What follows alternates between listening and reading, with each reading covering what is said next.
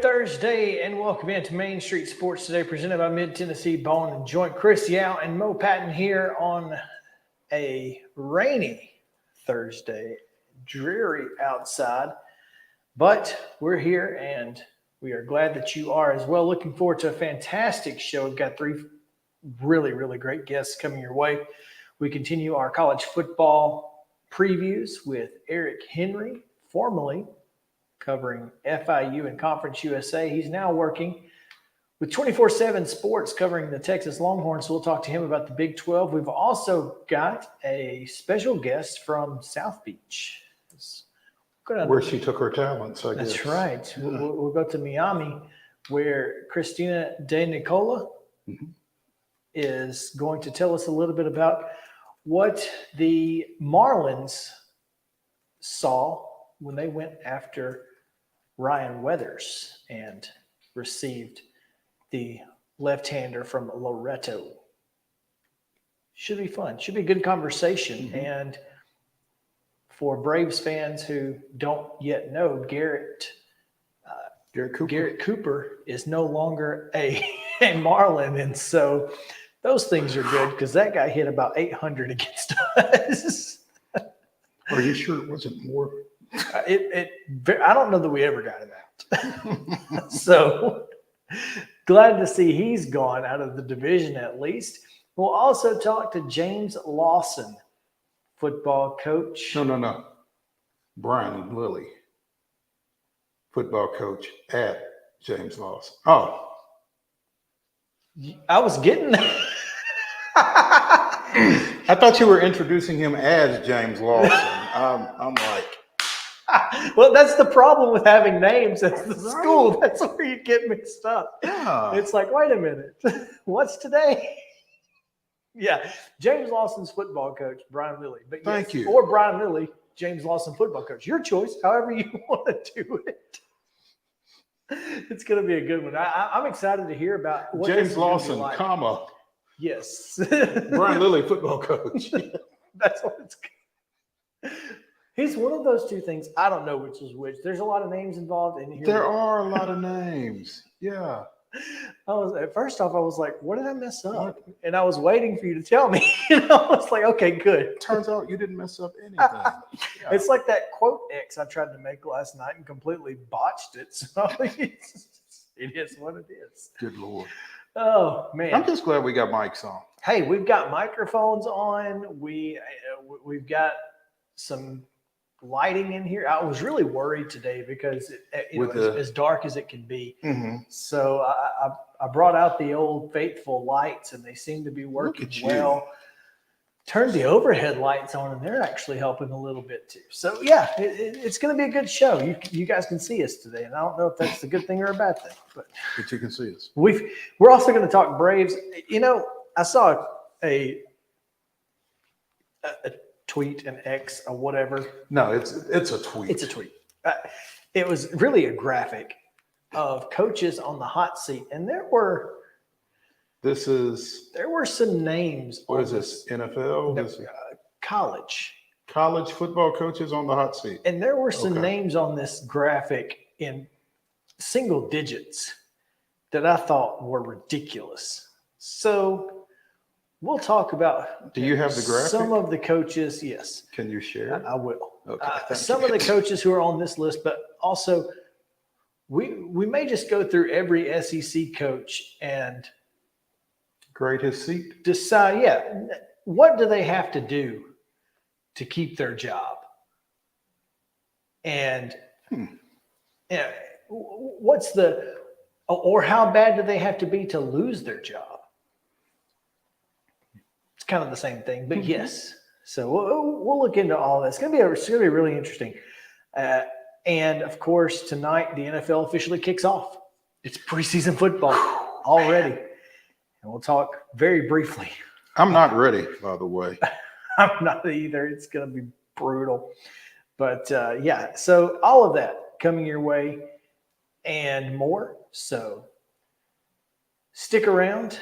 We'll be here until 4 o'clock, but we'll start today with yesterday's results, today's schedule on the rundown.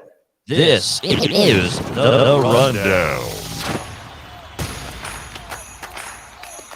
The Thursday rundown is brought to you by Titans Flag Football. Have your kids play like the pros this fall season in select locations across Middle Tennessee. Titans Flag Football brings pre-K through 8th graders together to learn football fundamentals and, most importantly, have fun.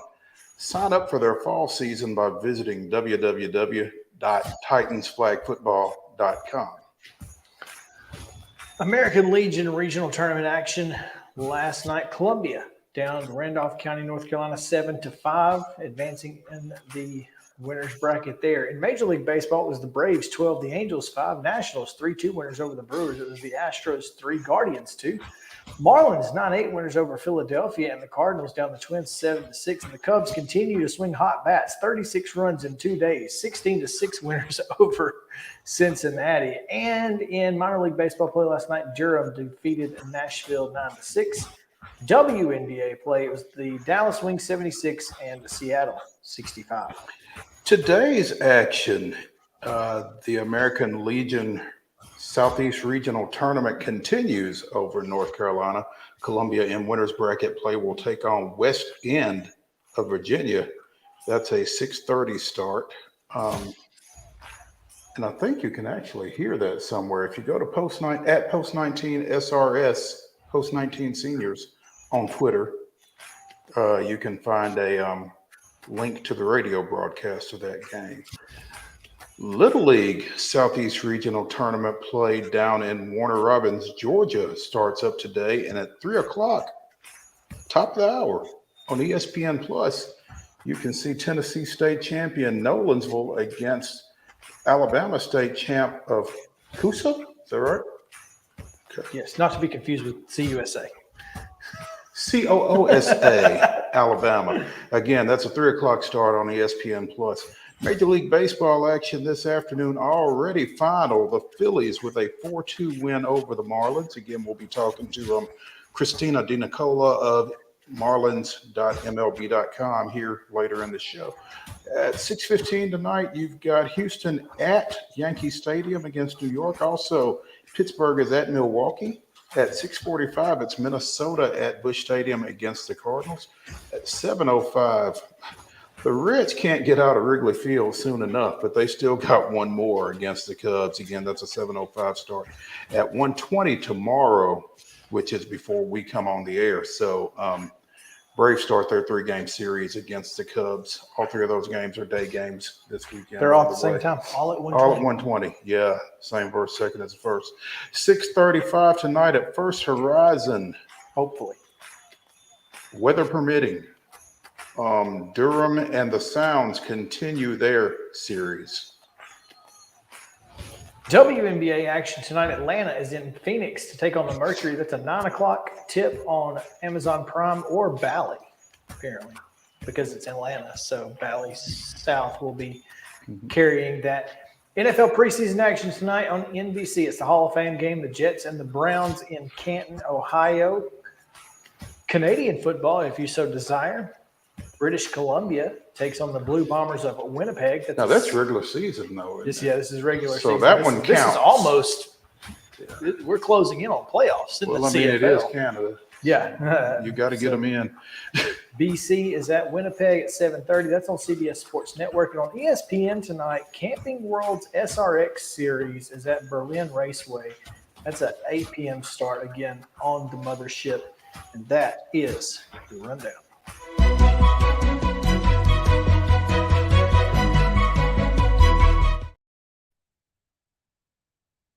Top Story is brought to you every single day by our friends at Piggly Wiggly and Neely's Mill in Columbia. Glad to have them on board here at Main Street Sports today.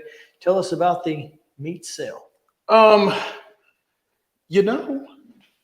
was a little confused, I guess. I did see that they did have whole boneless ribeyes for like $6.49, but that was the only thing I saw. And they don't really have a meat counter per se. You have to ring for service, I think. So typically, and this, I'm speaking from other grocery stores in this area, particularly nearby our studio.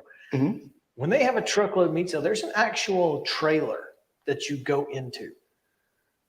I did not see a trailer out front, but I guess I could have missed it.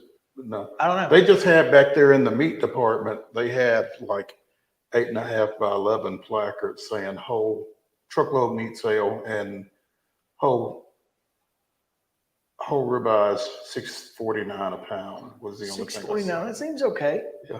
I mean, well, yeah, because the ribeyes that they had in the cooler were like $9.99 a pound. Oh, well, yeah. So you'll take $6.69 every time and go home and cut it, I guess. That's what I did. Yeah. I love doing that. I don't mind that at all. Yeah. So, okay, truckload meat sale still going on, and whole ribeyes, not bad. You'll take it. Our top story does come from the National Football League, as the Hall of Fame game is going to take place tonight. Again, it is the Jets and the Browns on NBC. Do they on NBC on like the real? Yes. Okay. Tickets for this thing start at $90. $90 for a preseason game? $90. $100. Okay, so here's my question. Not in the corners. Say what now? It's $100 to sit anywhere, near the Decent. field. Yeah. Does Aaron Rodgers play in this game? I mean, he probably has to take one series? A series, one would think. Does Deshaun play? I think he's got to play somewhat. But I mean, when you're talking about $90 for a ticket to see who? Yeah, that's not okay. No. So apparently, Kellen Mond will be the starter. Kellen Mond, former Texas A&M. Former Texas A&M. Will start for the Jets? No, will start for the Browns. So Deshaun is not going to play. Does not appear. $90 to see Kellen Mond. There's got to be something else involved in that. Like you got to get like tickets to some sort of event, right? Like that's, of course. I mean, you got to throw a couple of. They've already seen 8 minor USFL league baseball games in with that or something. I mean, they got minor league baseball in Akron. You got to throw something in with that for $90. They've already seen 8 USFL games. You got to let me in the Hall of Fame ceremonies on Sunday or something. $90 in this economy? In this economy, that's I think the thing. The Browns obviously will see Joe Thomas enshrined. So maybe that's part of it. Zach Wilson is going to be playing quite a bit, I'm sure. I guess Josh Dobbs, and they're saying that Josh Dobbs is the third stringer, which I guess he is if Kellen Mond is playing tonight. But that's He's insane currently the third stringer. I don't understand that. I mean, on August 3rd. What difference does the depth chart make on August 3rd? Well, the fact that Kellen Mond would even be close to what Josh to a backup over. Maybe Josh they Dobbs. just want to see him with the ones. Well, I mean, this is NFL.com's story on this from Bobby Konak has him Mond and then Dobbs behind Watson. So that's just interesting, considering started an NFL game last year. Then you got Jim Schwartz is the new head coach for Cleveland. So there's that. I forgot about that. Yeah, so I think that's kind of part of this deal. But yeah, I don't know what you get. I mean, this is For $90. and that's just the get-in price. I mean, you can pay up to $240 for a ticket. You can. I don't know why you would, but I mean, clearly somebody is. I love the storylines to watch. Yeah, talk to me. Mekhi Becton trying to earn a starting job on the offensive line for the Jets. That's it. Okay. Mekhi Becton. Yeah. Should I know that name? Offensive tackle who was selected 11th overall in 2020 has already said that he's going to treat tonight like a regular season game. Well, yeah, because it's the only kind of game that you'll get to treat that Well, way. he dang sure oughta. The reason he's going to do this is because he's trying to win a starting job at right tackle or left tackle, and he's willing to do whatever it takes to win that job after missing most of the past 2 seasons due to injury. He's only played in 1 game since the start of the 2021 year. Storyline for the Browns, Jim Schwartz. After sticking Jim Schwartz is the defensive coordinator. Okay. After sticking with Joe Woods for 3 seasons, the Browns finally kicked him to the curb in January. He's been replaced by Schwartz, who won a Super Bowl with the Eagles during his last stint as defensive coordinator. In terms of his defensive schemes, he won't be revealing much tonight, but it will be interesting to see how the defense looks in its first game under the new coordinator. Keep an eye out for Zach Wilson and Cedric Tillman. This is what CBSSports.com wrote. Now, clearly, this is not this doesn't make a whole lot of sense for us because we know who Cedric Tillman is. But you might not know his name, but everyone in Cleveland does, and there are 2 reasons for that. One, he was the Browns' first draft pick in the 2023 NFL Draft. The Browns didn't make their first pick until the 3rd round, and they used it to select Tillman. The other reason he's already made a name for himself is because the former Tennessee wide receiver has had an impressive training camp, and it won't be surprising if he makes a big play or 2 tonight. Well, they are right. It won't be surprising if he makes a big play or 2 tonight. No, he's. I've been kind of seeing some stuff on, just come across my feeds, and video of him in training camp is just fantastic. It's just amazing the amount of shade that both he and Jalen Hyatt got going into the draft and what they've gotten, what they've done since they've been in camp. Do you know how important it is for Cedric Tillman and Jalen Hyatt to be successful at the next level for Tennessee? Oh, huge. It's huge because all this gimmick offense stuff that. So you've already taken away the biggest negative recruiting aspect in the postseason. With the NCAA situation. Second, if these guys go and be successful at the next level, it's huge. Wide receiver is back. 2.0 is back. And I think that and if you're a Tennessee between fan, what that offense already does at the collegiate level, but oh yeah, it's not just here, it's there too. Right. And I think it translates. That is and to be able to go into living rooms and tell receivers that it translates. Yeah, that's a heck of a point. I do not envy Mike Tirico and Chris Collinsworth. as they have to figure out who They everybody got to is learn tonight. a bunch of names that They'll aren't going to never say mean again. anything in 2 weeks. They'll never say them again. Yeah, man, that's tough. That's tough for them. It is, in fact. But hey, that's why they make the big bucks. Jets are a 1.5 point favorite, Mo. You can bet on this game, and somebody will. especially if you're in Iowa.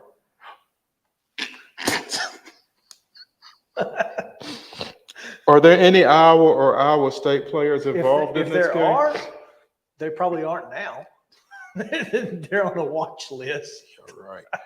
So It was amazing sitting at home and scrolling through Twitter as I am wont to do and seeing the number of people, including Reese Davis, yes, who agreed with your assessment of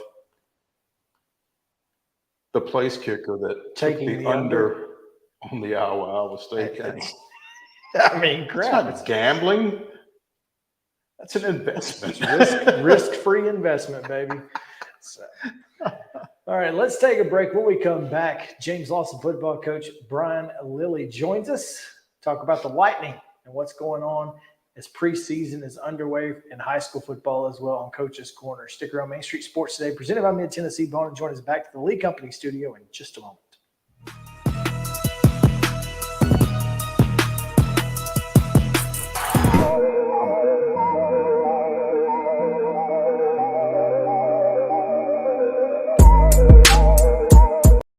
Mid-Tennessee Bone and Joint treats your orthopedic injuries and existing conditions. Our trained physicians will get you back in the game faster. Contact us at 931-381-2663 or www.mtbj.net.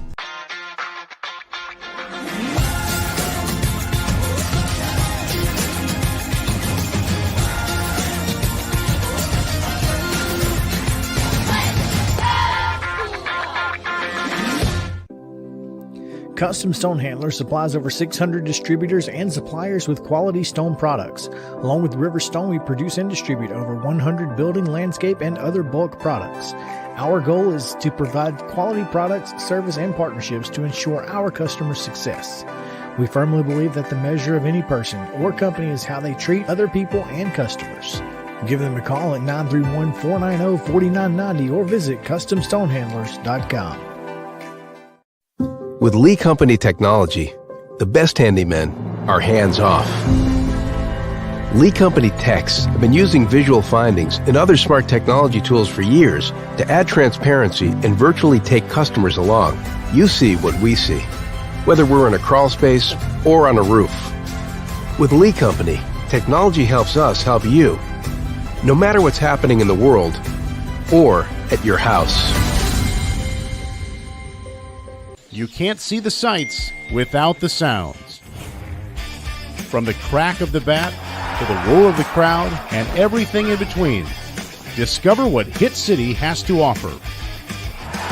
Spend your nights cheering on the Nashville Sounds at First Horizon Park with giveaways, fireworks shows, theme weekends, and more. Single game tickets are on sale now. Visit NashvilleSounds.com to claim your seat today.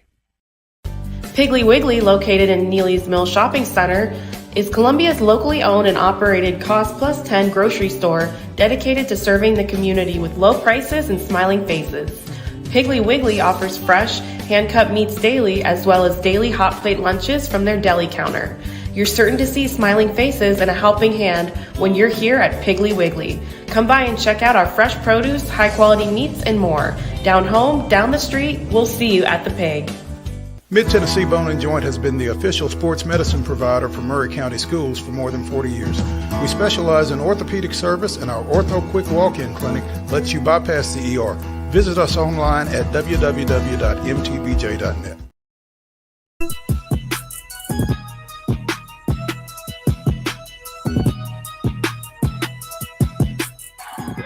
Welcome back in Main Street Sports Today, presented by Mid-Tennessee Bone and Joint, coming to you live from the Lee Company studio here in Columbia as we get ready for high school football season just around the corner, a couple of weeks away. Jamborees next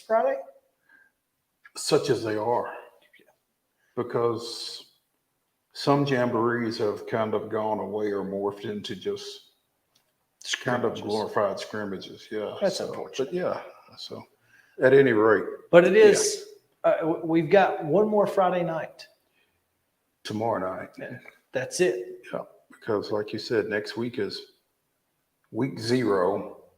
Folks don't use that phrase much, but and then it gets fast and furious until December. Yeah, here we go. Today on Coach's Corner, presented by From the Heart Cafe out in Chapel Hill. Renee Hart and the fine folks keeping you fed and happy. Make sure to take a trip out to Chapel Hill and see Renee if you're looking for breakfast, lunch, something to keep you hydrated and full on the golf course, maybe at Henry Horton.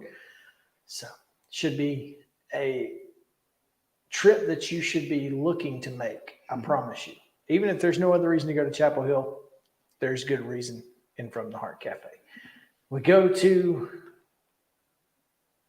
Metro coach Brian Lilly joining us here with the first year James Lawson Lightning. I think they're just, you guys are just kind of going by Lawson, right? It's just kind of Lawson. Yes, sir. From the athletic branding perspective, we're just referring to ourselves as Lawson. More of an academic standard would be James Lawson High School. That's the formal name of the school. The Lawson Lightning. We appreciate that because that's going to be a lot easier to manage, I think. Coach Lilly, thanks for taking some time with us. Now, real quick, have y'all started classes yet? No, sir. We start on Tuesday. We've still been over here at Hillwood through this week, and then on Monday will be our first official practice at Lawson High School. What time Monday? We'll be out on the field about 3 o'clock.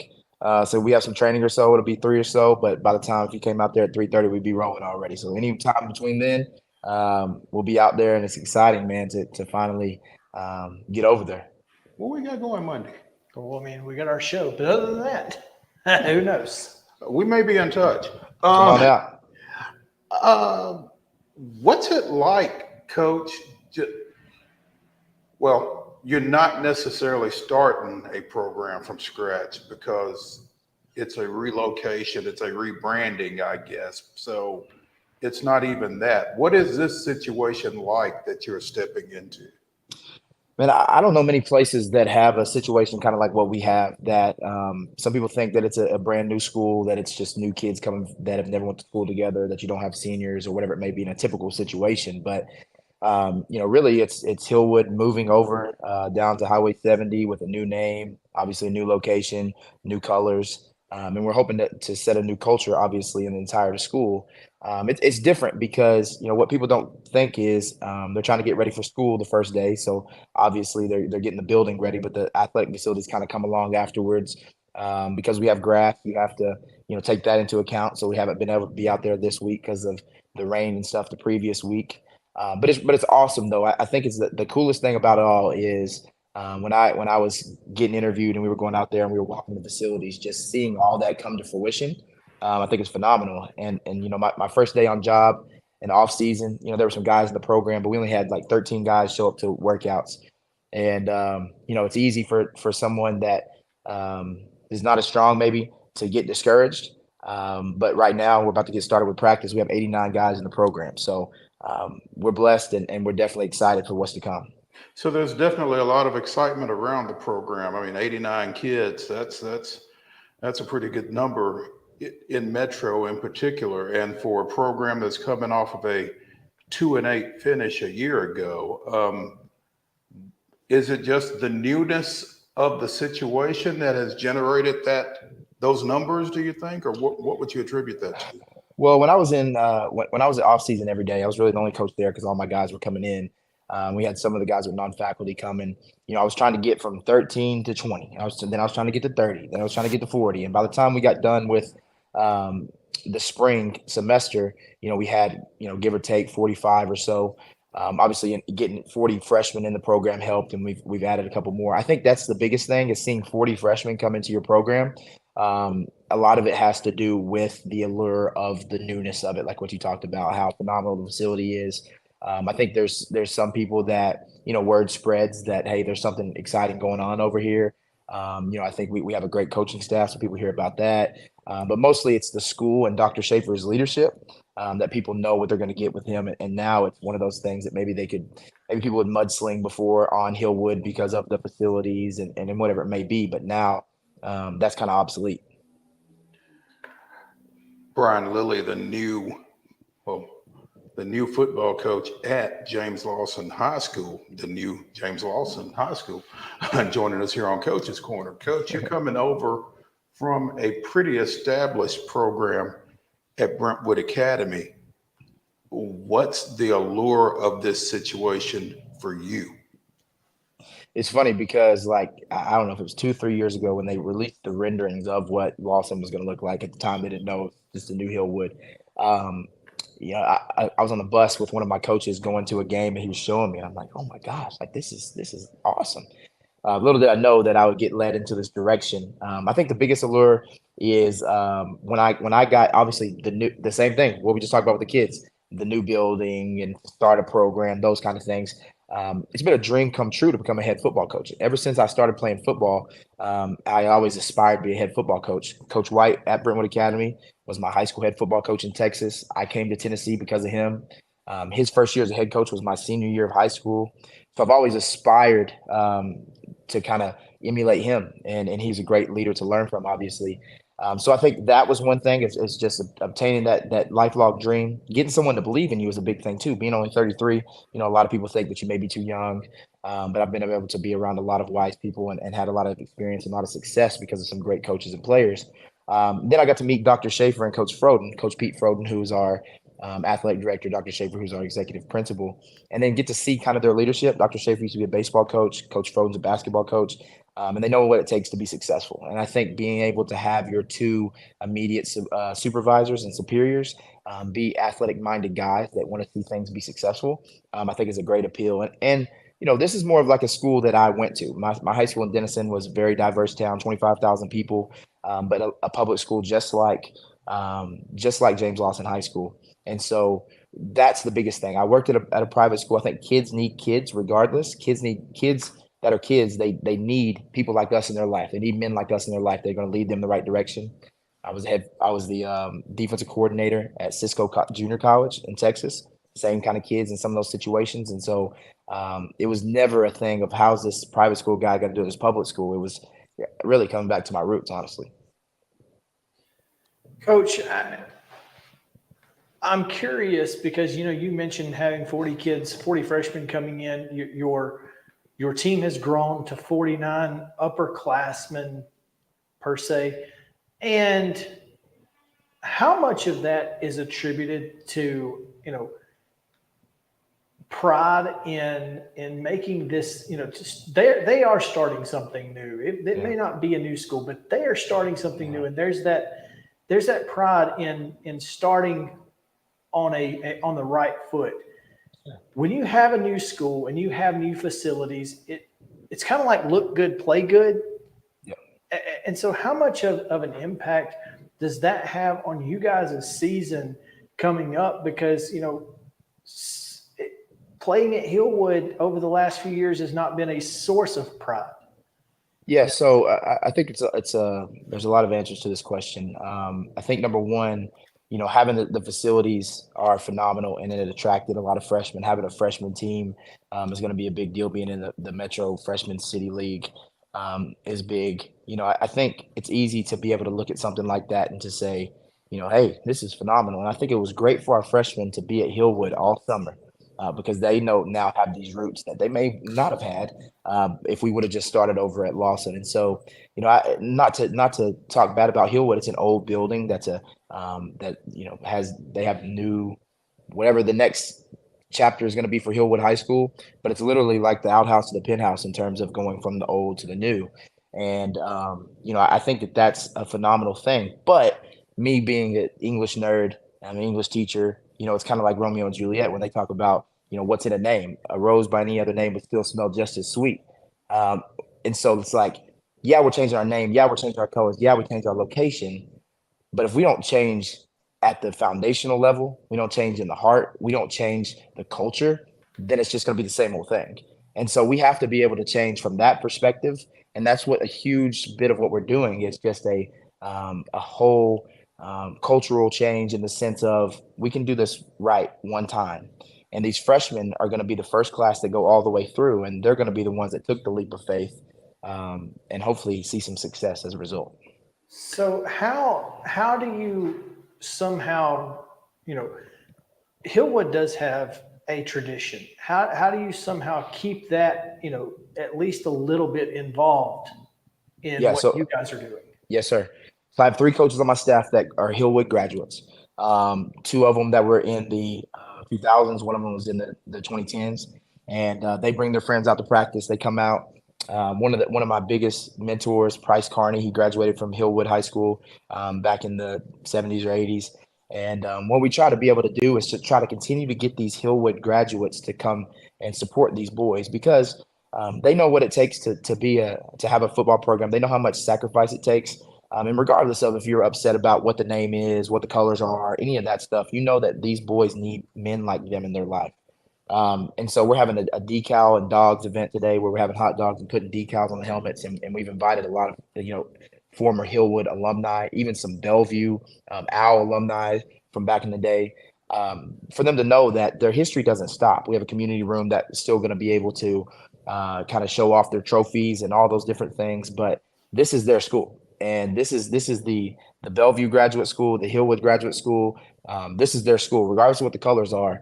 I mean, it seems a little weird, but what we're trying to be able to do is to embrace them and get them to come back because we just don't want it to be where there's no alums and it just starts off right now. We need their support. Brian Lilly, football coach at James Lawson High School, joining us here on Coach's Corner. And Chris, I'm pretty sure Coach Lilly is the first coach we've had on who has quoted Shakespeare. Yeah, I don't think it's any question. So, I don't know what Shakespeare quote would necessarily fit the new region that you're going into, Coach, with 2-time state runner-up Page, among other teams that you'll be lining up against. But as you look across this region, how do you feel like Lawson is set up to compete, this time around? Yeah, so I think that we got in a very strong region with Page, Nolensville, and Centennial with the Williamson County Schools, and then ourselves, Hillsborough, and Glencliff, and knowing Coach Brown at Hillsborough, knowing Coach Stewart at Centennial, those guys are great coaches as well. And I don't have a relationship with the other coaches yet. I guess Paul Derrick, I do know him as well from Nolensville. But man, we're gonna have to bring it every week, and that's part of the reason why we hired great coaching staff. Jay Gore, who is my assistant head coach and offensive line coach, was the head coach at McGavick for many of years and coached for 44 years. And so he's my, advisor and helps me out. And he has forgotten more football than what I know. Jeremiah Oatswell is my offensive coordinator, and he's doing a phenomenal job as being the offensive coordinator and coaching our quarterbacks. And so we have a lot of really good coaches. And that's going to have to be a lot of it's the game's going to be won in game planning, but obviously we got to be out there and we got to make sure that when we get out there, we execute it. And it's going to be tough. And, I think it's going to be hard, this first year to see what we have. We were very much pleased last week when we went to Liberty Creek and we looked like a team when we were stretching and we got out there and we just, our core values are work hard, improve every day, being selfish and be the best. We worked really hard. And Coach Alexander from Liberty Creek was very much commending and acknowledging how hard we worked and the great effort our guys give. We're not where we need to be yet. Probably a lot of teams aren't. But I think it's going to be tough, man, each and every week, as it should be in your region. Coming from Brentwood Academy and having to go to, Baylor one week, McColley the next week, NBA, Innsworth. We've been there. We've seen that. But we know that, a lot of it's going to be getting these guys to believe in themselves, treating it like a 1-0 each week, and going out there with a great game plan each week and giving our guys and setting them up for success. Not to get too much into X's and O's, but in the world that we live in, we know that kids want to play in these high-powered offenses. But do you do you have to kind of, especially as a first-year coach coming into a new situation, how do you evaluate what your plan is on offense and defense? Are you just kind of molding around what you have, or do you feel like they're malleable enough to put what you want to do in? Yeah, so when I was at Cisco College, we specifically recruit to what our defense is.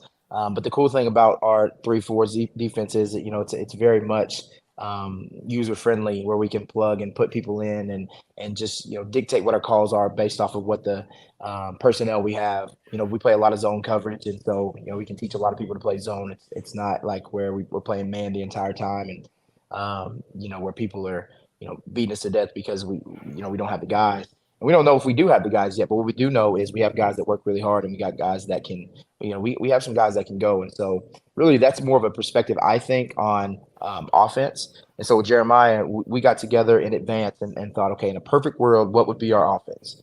And so he and I met for many a days. And then Coach Gore, we hired him, and we got together and we started saying, okay, what are our base plays, offense, defense, what's the verbiage, how are we going to call these things, how are we going to signal them? And then as I got into off season, we started accumulating more players at our school, and it was okay, I think we got a good running back, I think we got some good receivers, I think we have this, but it wasn't until last week that we got out there and we got to see guys do stuff with the ball in their hands and all that. So really I think the run pass percentage is dictated off of how's your quarterback, can the guys catch well, what do your running back situation look like? I think your play calls have to change, given exactly who you have and who your personnel are. And I think that was the biggest thing for us, is just as Jeremiah is continuing to grow, is okay, who are the guys that we need to get the ball in their hands, and how do we get the ball in their hands? Do you have to remind J.O. that he's not calling plays for himself? No, I don't. He's it's one of those things that I'm pretty hard on him. I give him a hard time, but I brag on him a lot, especially in public, because man, he's doing a great job, and he's seen a lot of football. He really took advantage of the COVID situation, the transfer rules. He got his master's paid for. I mean, he spent a lot of time in college, but he learned from a lot of coaches. And especially the year when he had a Liz Frank injury, he actually was like a coach on the field. The year Austin Peay went to the quarterfinals. And so that was actually really good for him to be able to kind of mature as a coach more than what people would think. And now, as a quarterback, you always are. We got to go to the Titans practice. It was a diversity coaching summit, and we got to see Ryan Tannehill out there, and he was literally like a coach. He was a coach on the field.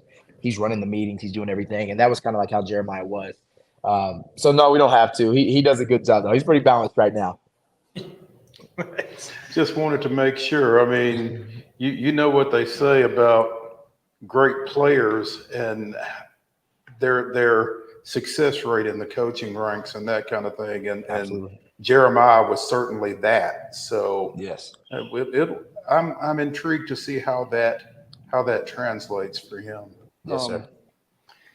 Well, Coach, we certainly appreciate you taking some time with us today, and look forward to seeing the Lawson Lightning and some fantastic gear. You guys did a great job with the branding, great job with the colors, the helmets and the uniforms look fantastic. So again, those kids are going to look good. Now they got to go out there and make it look good themselves. So Coach, before we let you go, obviously your season opener is your home opener on the 18th against Cheatham County. Is Metro still having their jamboree? Are y'all playing in the jamboree? We are. We're actually this upcoming Thursday, I guess a week from today, we're going to be hosting Hunter's Lane. So they've broken it up to where there's not a single site for multiple games, like what you were talking about earlier, where it's single sites, and just to be able to, I think it brings a lot of people in, and there's not many places that can accommodate the traffic and whatever it may be. So we host Hunter's Lane at Lawson High School next week. Hope everybody can come out and check us out. And then the following week on the 18th, we'll be hosting a really good and a really well coached Cheatham County team. And we're hopefully have a military flyover. We're hoping to have a ton of people and to pack out the whole place. And if you haven't come and check out our program and come check out our facilities, I mean, they're state of the art, second to none. And you two guys can come out whenever. Just hit me up, and I'd love to show you guys around. I'd love to have you at practice. Sounds good, Coach. We appreciate it. appreciate you taking some time with us, and I'm sure we'll be in touch. Absolutely. Let's go Lightning. Appreciate y'all. Thank you. All right, we're going to take a break. When we come back, we'll talk a little baseball. Braves are off today, but we have to preview tomorrow's game because it's on before we come on the air. So we'll get to that. And Max Freed's return right after this on Main Street Sports Today, presented by Mid-Tennessee Bone and Joint. Stick around.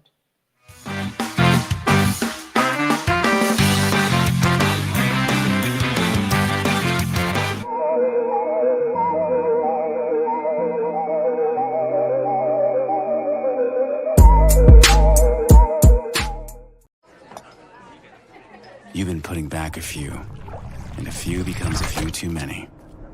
For a moment, you think about calling for a ride. Nah, you live nearby. What's the worst that can happen? You get pulled over, your insurance goes up, you lose your license, you total your car,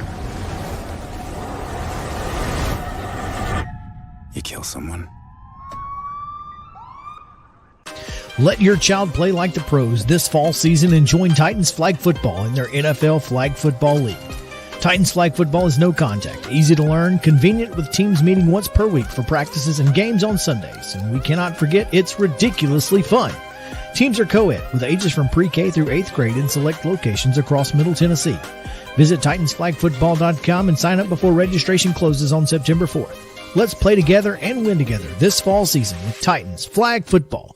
Y'all, I'm serious right now. They have a dragon here. I saw it. But no, they don't. There's no such thing as dragons. I swear, I saw it. It had huge claws. Get out of here. It had eyes as big as the moon. Come on, I'll show you. Wait up.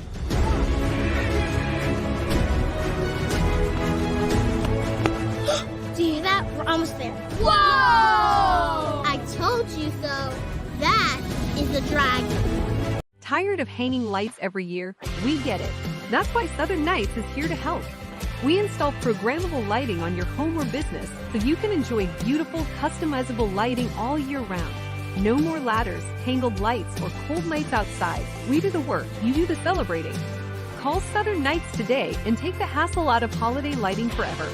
For a free quote, give us a call at 931-241-3074 or visit our Facebook page at Southern Nights.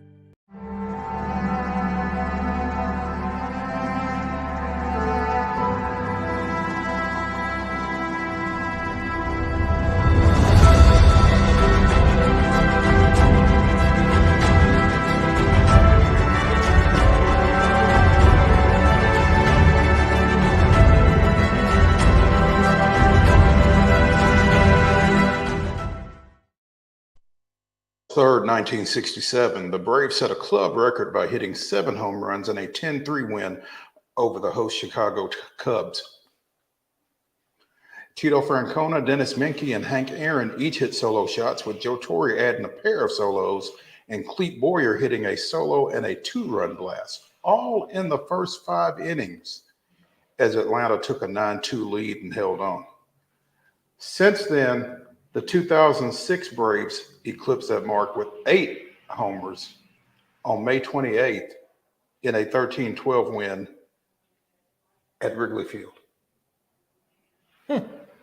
Edgar Renteria hit a pair, Adam LaRoche hit a pair, Ryan Langerhans, Marcus Giles, Andrew Jones, and Brian Pena did the record-setting damage that day. That was this day in Braves history. So let me ask you this.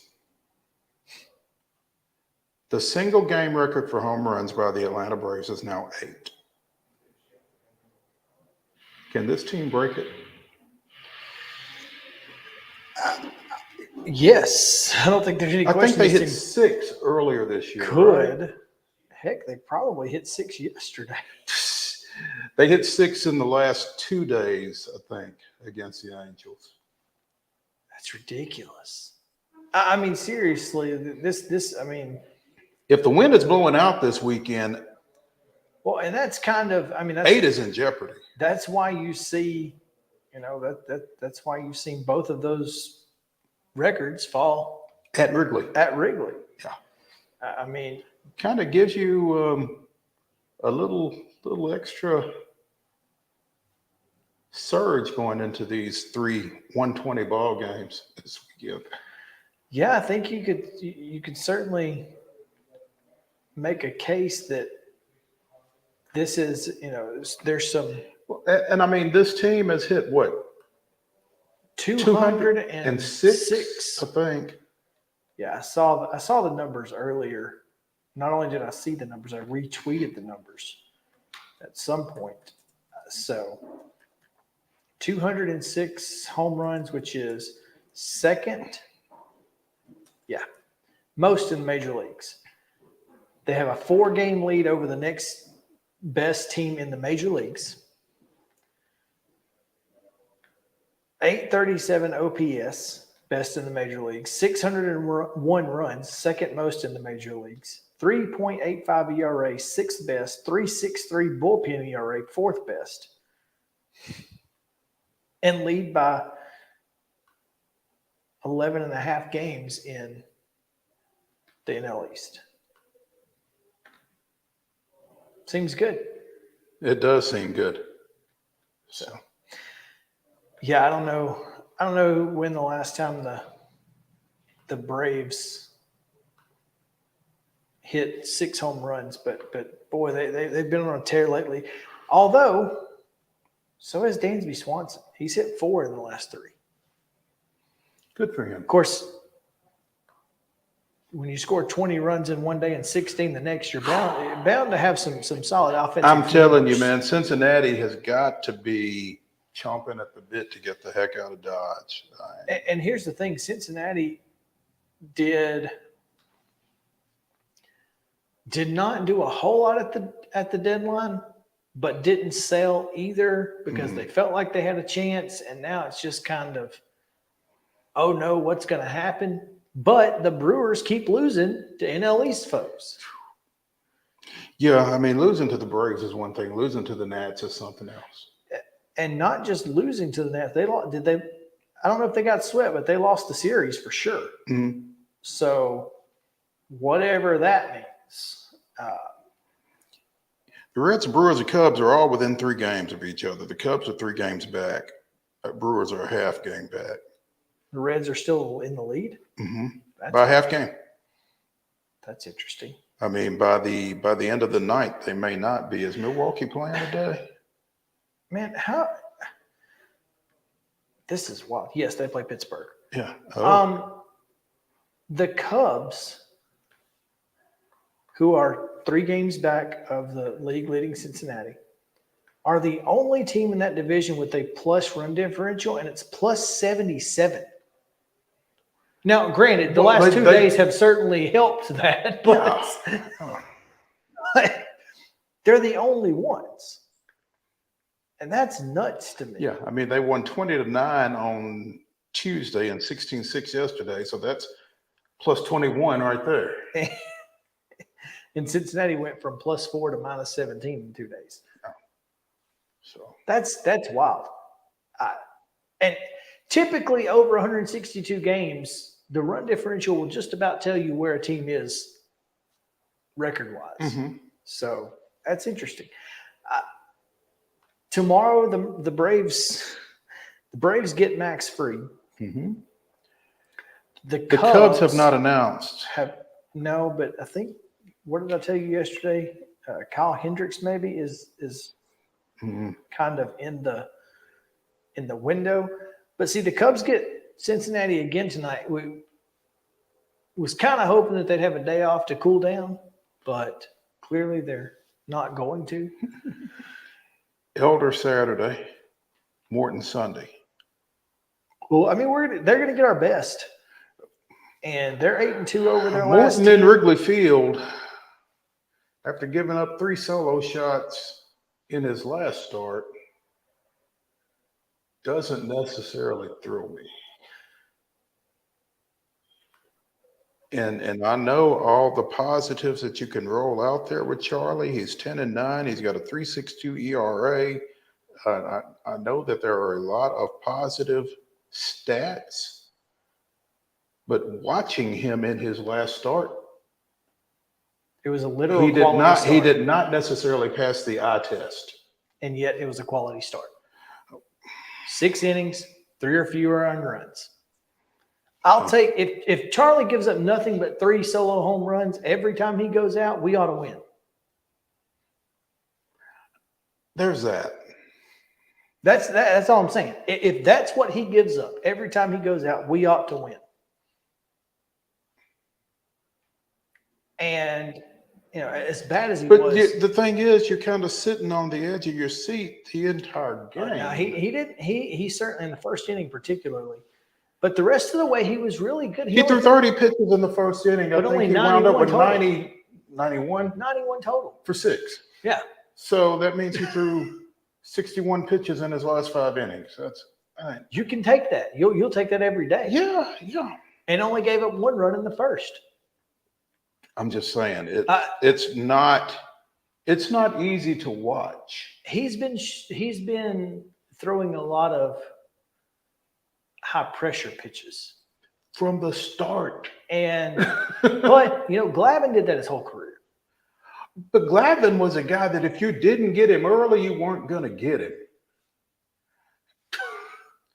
Again, Charlie has been he's inconsistent. He's been a little inconsistent, and this is let me just look, the numbers are there.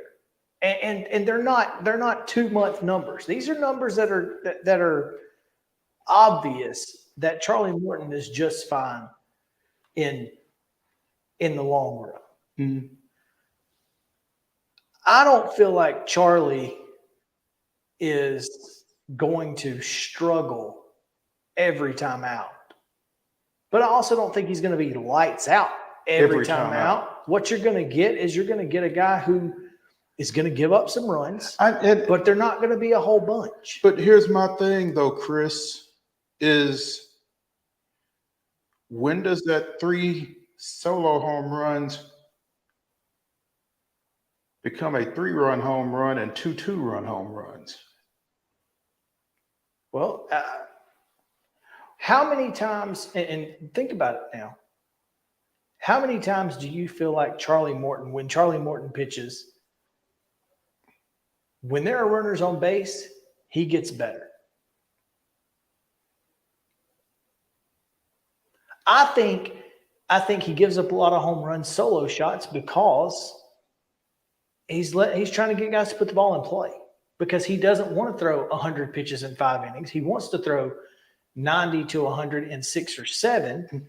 So instead of trying to strike guys out, despite being a 200 strikeout guy last year, he's still doing things. He's still trying to get guys to put the ball in play. It's a bold strategy, Cotton. 6 innings pitched, 8 strikeouts, 94 pitches. And if you take that first inning away, it's a completely different ballgame.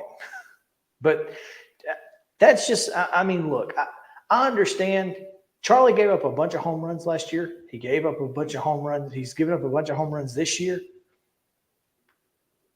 But the fact is that he's won 10 games doing it. And he's got a sub-4 ERA. It's a sub-4 ERA. You'll take that. It's not like he's going out and every now and then giving you 6, giving you a quality start. This guy's giving you quality starts almost all the time. And I don't really care what he does right now. As long as he shows up in October like he did, 2 years ago. 2 years ago.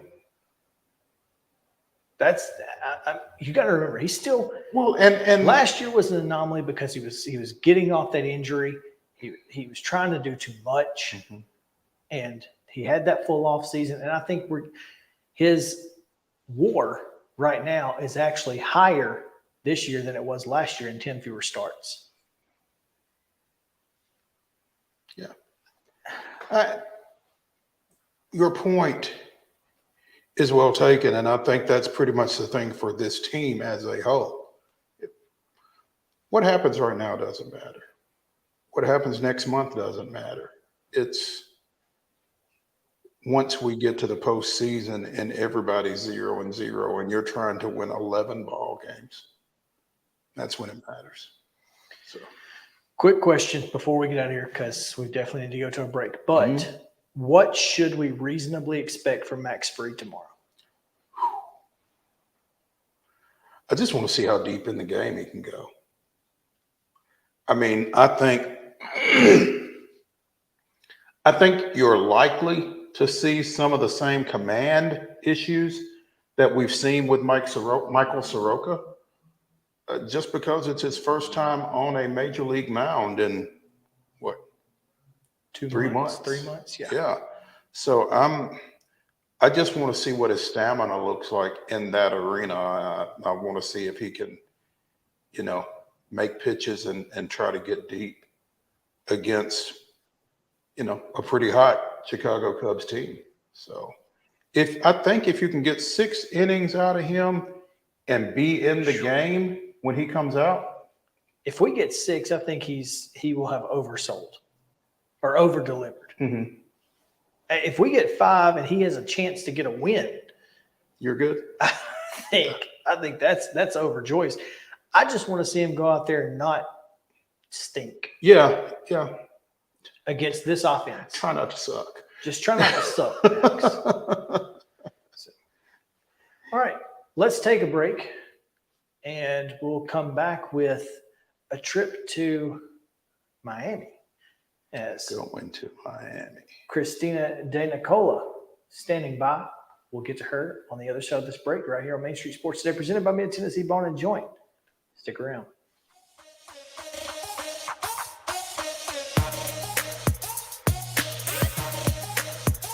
Mid-Tennessee Bone and Joint treats your orthopedic injuries and existing conditions. Our trained physicians will get you back in the game faster.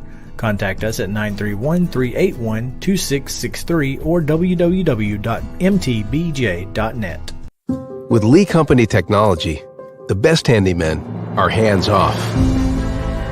Lee Company techs have been using visual findings and other smart technology tools for years to add transparency and virtually take customers along. You see what we see, whether we're in a crawl space or on a roof. With Lee Company, technology helps us help you, no matter what's happening in the world or at your house.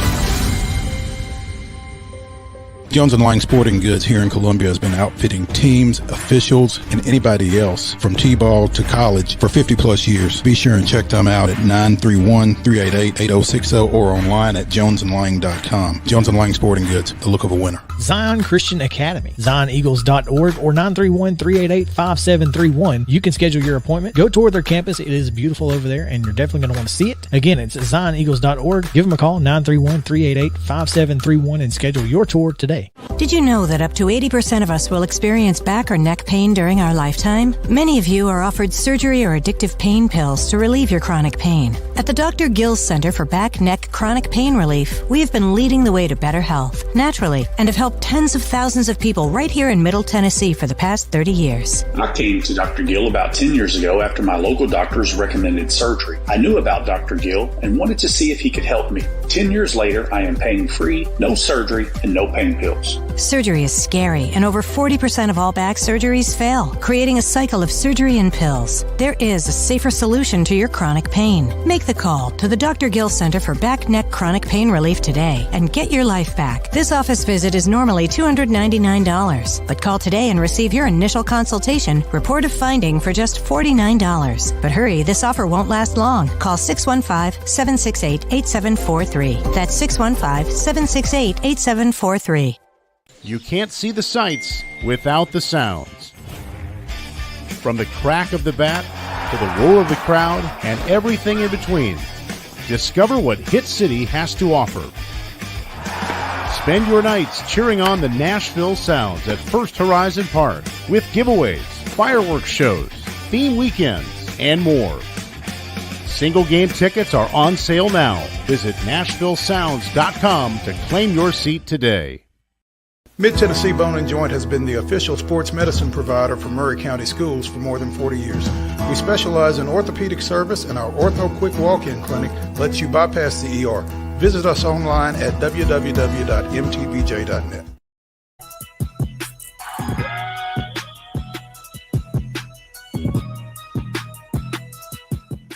Welcome back in Main Street Sports Today, presented by Mid-Tennessee Bone and Joint. Chris Yao, Mo Patton here with you on this Thursday. It feels like I think the rain has stopped, so hopefully the Nashville Sounds will be able to get their their game in on time tonight. I think the rain has stopped. I think it looks like the sun's starting to come out because it's gotten a little brighter. If that's in the here. case, 3 hours before game time, First Horizon Park will be in A-OK shape. There you And you go. can make sure to get out there for that 6:05 first pitch against the Durham Bulls. Hit the bull, win a stake. Mo, I use that picture of our next guest because I really just want to know who is the bobblehead that Christina DeNICOla is holding up. So let's bring her in and ask her. Christina, how are you? Good, and you? Doing great. Who is the bobblehead? We're bobblehead fanatics here. That'll be Cliff Floyd when he was with the Marlins, probably in the late 90s. Cliff Floyd. It's a good one. What you know about Cliff Floyd? Contrary to my looks, I am in my mid-30s, so I actually grew up with the Marlins, the 90s, obviously 2000s. So both, I was alive and definitely remember both World Series championships, and as well as the CS of 1997. I was younger then, but okay. Oh, and that was fighting words. I'm sorry. Thanks for joining us, Christina. Yeah, that was man. Low blow coming out hot. Fired. Yeah, coming in hot.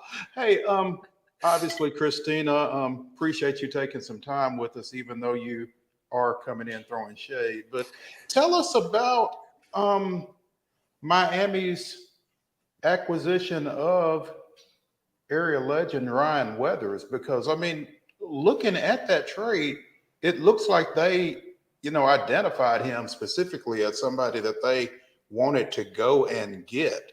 Tell us about the background of that move. Right. So when Kim spoke to us after the madness of the trade deadline and then a bit last night on the broadcast, the idea is it's kind of what they did a couple years ago, getting Jesus Luzardo from the A's during another, I guess, disappointing season for him, underwhelming, flipping him for the expiring contract of Starling Marte. And so they see the same thing with Ryan Weathers. She said that that's a player they've been trying to get for a couple of years that they thought very highly of. And the idea there is it adds starter depth. And also that with the way Marlins are able to, just manufacture pitchers, get the best out of them, they think the same thing can happen once he joins the organization. And he's at AAA Jacksonville right now. So. Yeah, he was assigned to Jacksonville yesterday. Saw that. I'm sure that's really encouraging for Ryan to be wanted somewhere, because I feel like there were times when he was with the Padres where he certainly felt like that wasn't the case. 5.73 earned run average over 43 games, 29 starts in 3 seasons with San Diego. 6.25 ERA this year with a 1-6 record at the major league level. He was at AAA El Paso at the time of the trade. Jacksonville, from El Paso to Jacksonville. Thank you, Jesus. Right? Yeah. That's a heck of a trade up. That is definitely a trade up. I mean, you a lot of folks will see that AAA lateral. No, that's a trade up. Absolutely. But from what Kim might have indicated, from what you've figured out, where do they see him? Do they see him at Jacksonville for the remainder of the season? Do they see him maybe getting up at some point? Well, so the way she worded it was that could be down the stretch. He could be, maybe someone that comes up. It probably is a matter of how, quickly he can sort of turn things around or show progress being made. We're in the early stages of August. The Marlins are in the race. But you can never have enough starting pitching, as, obviously the Braves have had injuries. So you guys know that. With the Marlins, Uri Perez, the former top prospect, was dealing, but then, he reached already his career innings, so they're monitoring the workload. He might be back at some point. It's just a matter of what capacity, but you can never have enough pitching. And there is a real possibility he could. I think he's an example. We'll see how it turns out, but a change of scenery, maybe it helps him. As a former first-round pick, I can't speak for him, obviously, but it's got to be a bunch of pressure. Who knows how the Padres were kind of handling him, if he was going back and forth. I think he made his debut in the playoffs. He did. Yeah. So that's very unconventional to begin with. So, maybe the change of scenery helps, because even, Josh Bell, who the Marlins acquired at the deadline as well, really bad start with Cleveland this year. And last night he became the first player in Marlins history to have 4 hits in his debut for the club. after being an in-trade acquisition. So you just never know. Sometimes it's just a chain of scenery. I've always liked Josh Bell going back to his days with the Pirates. So hoping for success for him as long as it's not against Atlanta, obviously. But Ryan Weathers was 1-2 with a 4.20 and 8 starts at AAA, 52 strikeouts in 40 2/3 innings. So it just wasn't quite translating at the major league level for whatever reason. But and you mentioned him as potentially a down the stretch call up. I would think the fact that he can work both out of the pen and start is going to play in his favor as far as whatever move they may make with him as well. Oh, absolutely. I mean, she specified, they still see him as a starter. I think that's the whole idea, right? For pitching is you develop them as a starter and then you always kind of, pivot if you have to.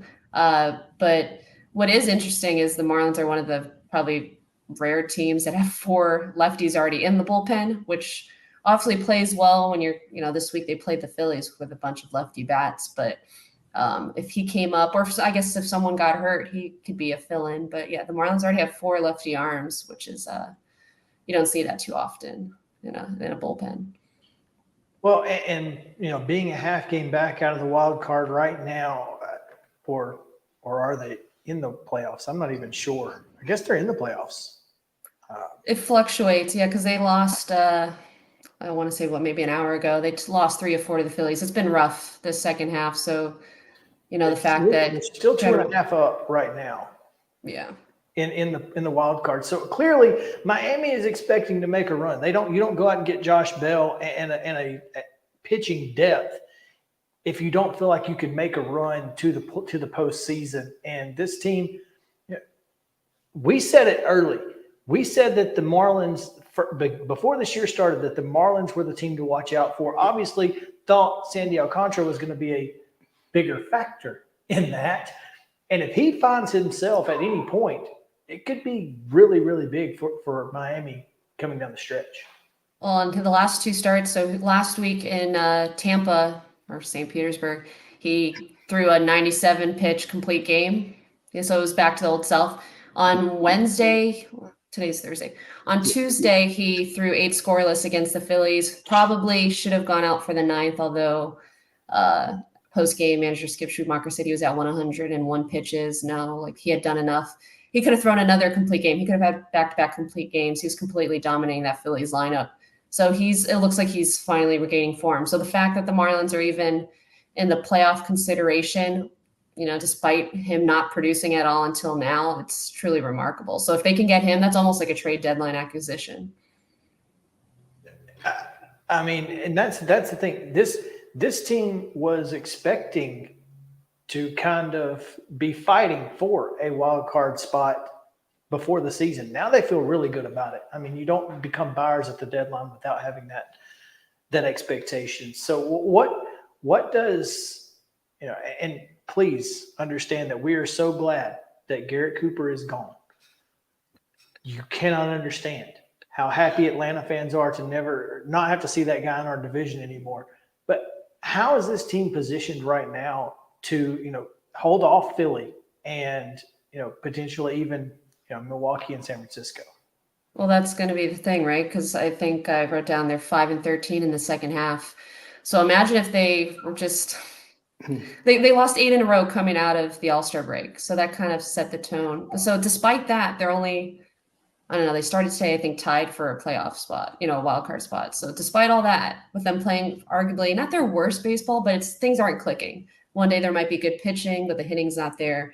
Or there's been, just enough hitting. Starting pitching is great. And then suddenly there's 7 blown saves the second half when they were so reliable in the first half. So if things can start clicking, anything's possible. But the wild card race, nobody is really just taking and running with it. Milwaukee is similar to the Marlins where they have the pitching, but they don't get enough hitting, which is also weird because they have a really good hitting ballpark unlike the Marlins. Then, the Phillies, they upgraded with Lorenzen, who dealt today against the Marlins, but they didn't really make any other moves. And then who else? The Reds didn't make any moves really other than adding a reliever, despite kind of, I guess maybe it's because they're a year ahead of schedule in terms of competing. Who else is the Cubs obviously added, but they're still a few games back in the sense where they're got to catch up to teams and hope the other teams around them lose quite a bit. Who else in the race? Obviously on the West, right? The Diamondbacks, the Giants. Diamondbacks have been skidding just like the Marlins. The Giants have been inconsistent. So it's up for grabs. And if there's one thing working for the Marlins is, their starting pitching, even with the injuries, has been able to get it done. It's just always been the case with the offense, if they can get enough offense. So they added Josh Bell. They added Jake Berger, who's a controllable bat. He had 25 homers with the White Sox this year. So he's a name to look out for. I think he hit one against us in that series. So, yeah. Christina DeNicola of Marlins.mlb.com joining us here on Main Street Sports today, presented by Mid-Tennessee Bone and Joint. And if you can't see it on the screen, you can follow her on whatever that social media platform that's Twitter, is. but she doesn't have. She's very inactive there. Well, that's okay. yes, she has taken a step back, but she is at CD Nicola 13 there. So, Christina, what is your overview of the East then at this point? Or are the Marlins even concerned with the East? Or are they just focusing on the wild card at this point? I mean, losing 9 of 10 to the Braves. The Braves are. If the Braves don't win the National League and head to the World Series, something's gone wrong. The Marlins have been competitive against every club this year except the Braves. That doesn't necessarily say, to differentiate like the talent level, but it's definitely a fight for the wild card. And I think the Phillies would say the same. The Braves are just on another level from every other team. The fact that the lineup has no holes is just incredible. Doing what they've been doing pitching wise with, 3 starting pitchers on the injured list at the same time. The Marlins had to deal with that as well, but they don't have the, firepower on offense. It's just, I think it was funny because last month and the end of June, the Marlins were in Atlanta. I was there, and I think we saw like the Braves wearing shirts that said like win the East or something. And I'm thinking it's already been won. You don't have to worry about that. We're not going to say that. You can say we'll that. We will let you say that. Absolutely. Like I understand, after what happened last year. With, yes. That's kind of, but that was the Mets. I think we'll say that with you. We'll be all in on that. Mets gonna Met. Yeah. The Mets are gonna Mets. Yes. So I think the Braves. You could be a little more secure in thinking that the National League East is. It's 11 and a half games back. The Phillies are. The Marlins are 13 or something like that. So something like that. Yeah. Yeah. That's. I think it's the point where it's like there's a magic number, but And it's not like it. If history is anything to pay attention to, it's not like the Marlins can beat the Braves in order to catch up quicker. So right. It's tough out there. And look, I'm not trying to hate on the Marlins because I think we were among the only people in the world who were expecting Miami to be the competition. I was really more concerned with the Marlins than I was with New York. Certainly the Phillies and quite possibly the Mets as well from the get. Arias has kind of cooled off. Yeah, 400 is kind of tough to achieve. But yeah, he went through the same stretch where the Marlins lost 8 in a row. That's when he kind of probably realistically the 400's out of not going to happen. But he's playing every day. Not that he hadn't necessarily done that before, but that's tiring. Like they were relying on him. It was him and Soler through the whole first half, and he's a little bit banged up. Everyone is at this point, but he it's interesting. The second half, like his thing is always going to left field, just getting those line drive easy hits, and he's been pulling the ball a bit more in the second half. I don't know if that's a concerted effort to try to get more extra base hits or this and that. But he's still, I think yesterday or today, he's kind of not hitless, but he did get back up to like 429 over his last 8 games or so. So it's just, he's definitely reliable, but the 400's likely not in play, but he's still with runners in scoring position. I think he's batting like an unreal, like 450 or something. So when it matters most, he's usually delivers.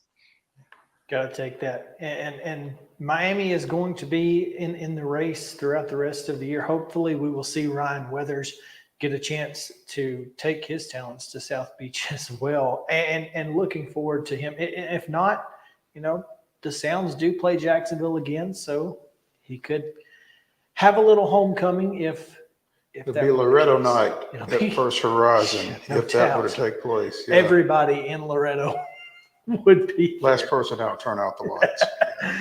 But Christina, thank you so much for taking time with us. We really appreciate it, and getting a little insight into the Marlins is always fun, because we talk a lot of Braves and we don't really know much about, we don't get any insight into our division opponent. So this was great.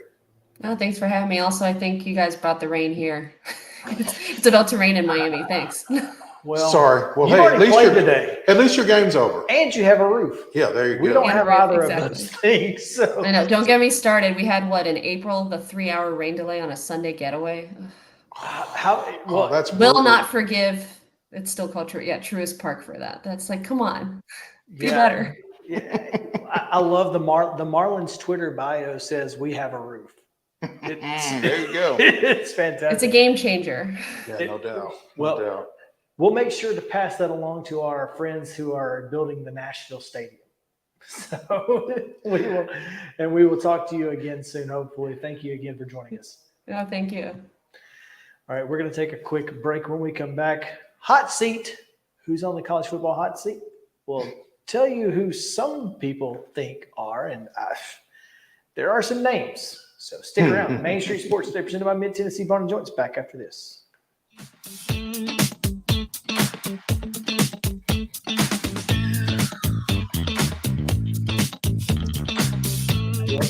Mid-Tennessee Bone and Joint treats your orthopedic injuries and existing conditions. Our trained physicians will get you back in the game faster. Contact us at 931-381-2663 or www.mtbj.net.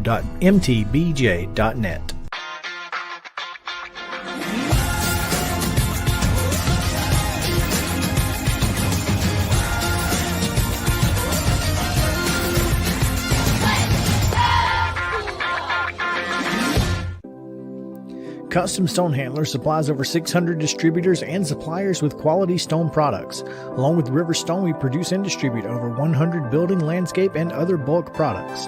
Our goal is to provide quality products, service, and partnerships to ensure our customers' success. We firmly believe that the measure of any person or company is how they treat other people and customers. Give them a call at 931-490-4990 or visit CustomStonehandlers.com. With Lee Company technology, the best handymen are hands-off. Lee Company techs have been using visual findings and other smart technology tools for years to add transparency and virtually take customers along. You see what we see, whether we're in a crawl space or on a roof. With Lee Company, technology helps us help you, no matter what's happening in the world or at your house. You can't see the sights without the sounds. From the crack of the bat to the roar of the crowd and everything in between, discover what Hit City has to offer. Spend your nights cheering on the Nashville Sounds at First Horizon Park with giveaways, fireworks shows, theme weekends, and more. Single game tickets are on sale now. Visit NashvilleSounds.com to claim your seat today. Piggly Wiggly, located in Neely's Mill Shopping Center, is Columbia's locally owned and operated Cost Plus 10 grocery store dedicated to serving the community with low prices and smiling faces. Piggly Wiggly offers fresh, hand-cut meats daily, as well as daily hot plate lunches from their deli counter. You're certain to see smiling faces and a helping hand when you're here at Piggly Wiggly. Come by and check out our fresh produce, high-quality meats, and more. Down home, down the street, we'll see you at the Pig. Mid-Tennessee Bone and Joint has been the official sports medicine provider for Murray County Schools for more than 40 years. We specialize in orthopedic service, and our Ortho Quick Walk-In Clinic lets you bypass the ER. Visit us online at www.mtbj.net.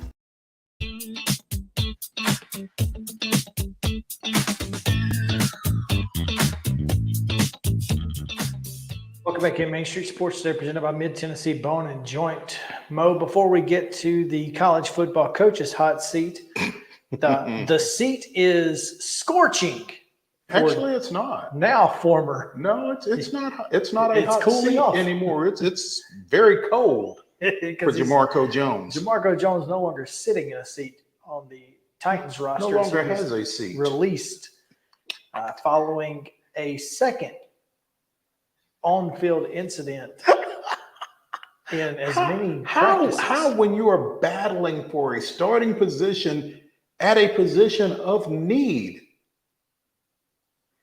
when one of the head coach's key sayings is don't do stupid stuff to hurt the team, and you go and get in a skirmish with the team's top defensive lineman, and then throw what has universally been received as a dirty block on one of the linebackers in the next practice, that creates a brawl. I guess Jamarco didn't get sent to the sand pit today. No, he got sent to the locker room in which was a pink slip. Get your coat, get your brown. Get your butt up out of my gym. Yeah. The manager wants to see you in his office. Yeah. Bring your playbook. Bring your playbook. Wow. It's no good. It's not. It's not. 6'4", 293 offensive tackle taken in the 5th round of the 18 draft by Seattle.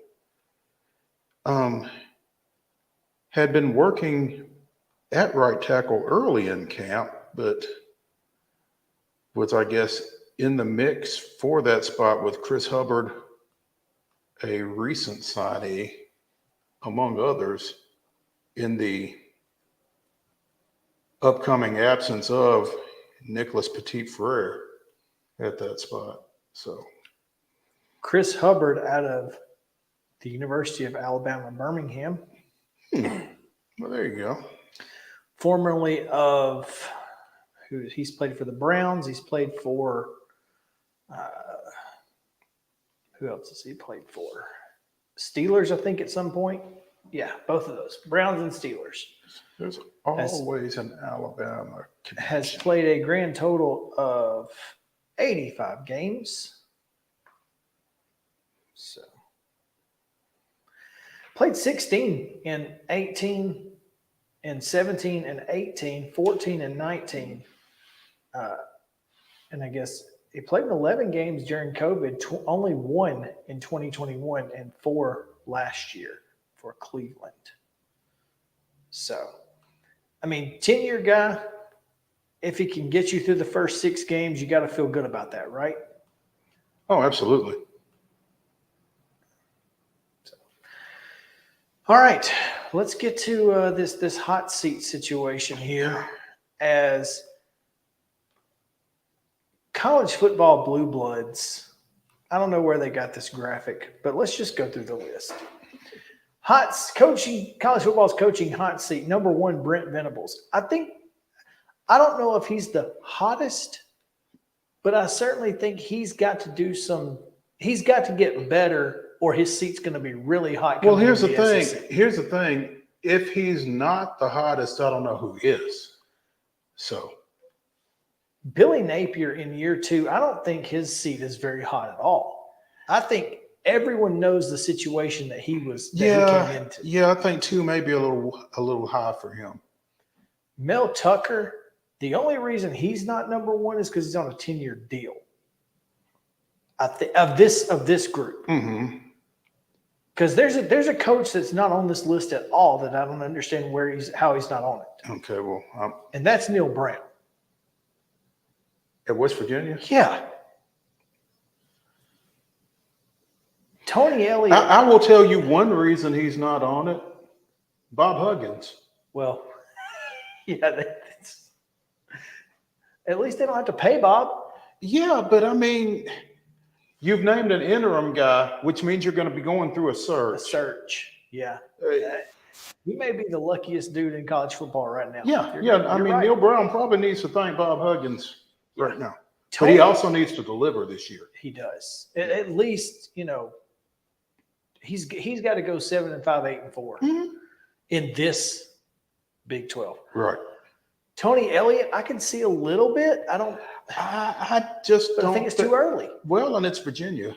And it's Virginia, so how much do they care? There's that. Justin Wilcox, same at Cal. Yeah. Hey, we got a coach. That's good enough for us. Ryan Day? No. I don't know, man. They don't take to losing to Michigan very well. He's lost twice. He loses again, he might be number one on this list. Yep. But if they had beaten Georgia and won that, would you change? What's more important? Oh, goodness. At the Ohio State? What's more important? That's a hell of a question. And I don't know. Would you trade a win over Michigan for a national championship? Would you lose to Michigan a third year in a row if it meant you could win a national championship?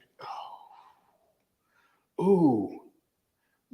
The question that Ohio State fans would ask you, though, is can you lose to Michigan and win a national championship? Could have last year. Almost did. I mean, they were a field goal away from playing TCU for a national title in which C.J. Stroud would have done twice as much damage as Stetson Bennett.